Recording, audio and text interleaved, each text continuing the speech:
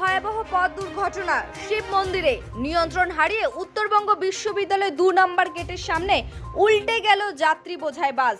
স্থানীয় সূত্রে জানা গেছে, পানি ট্যাঙ্কির একটি বাস শিলিগুড়ির দিকে যাবার সময় উত্তরবঙ্গ বিশ্ববিদ্যালয় 2 নম্বর গেটের সামনে এসে পৌঁছলে সেখানে থাকা ট্রাফিক সিগন্যাল আচমকাই লাল হয়ে যাওয়ায় সামনের গাড়িগুলি দাঁড়িয়ে পড়লেও এই বাসটি দ্রুত গতিতে থাকার পরেও পরপর দুবার ব্রেক কষেও রেহাই হয়নি শেষ পর্যায়ে।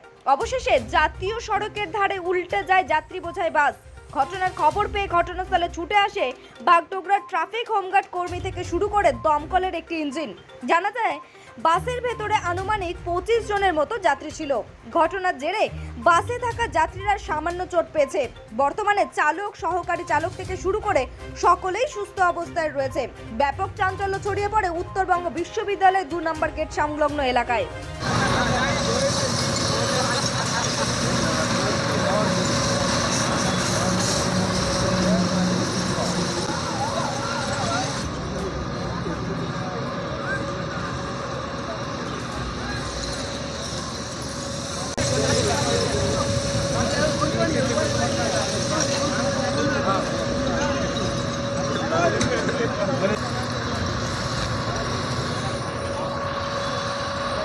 ঘটনাটা কি জানতে পারেন?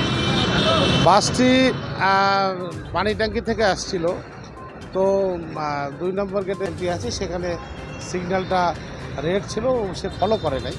তো হঠাৎ সামনের গাড়িগুলো দাঁড়িয়ে যায়, তো সামনের গাড়িগুলোকেও বাঁচাতে আর ভ্যাকুম ব্রেক মারে, তার জন্য বিকট একটা আওয়াজ হয়ে গাড়িটা ডান দিকে পাল্টি খেয়ে যায়।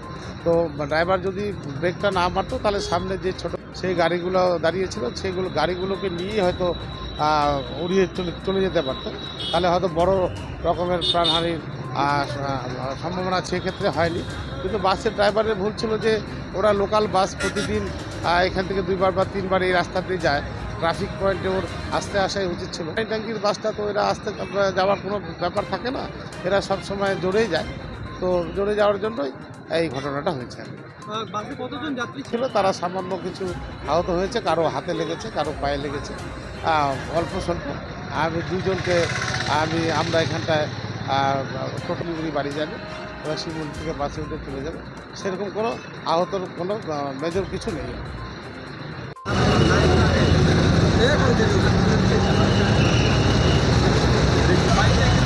নিয়ে আসুন।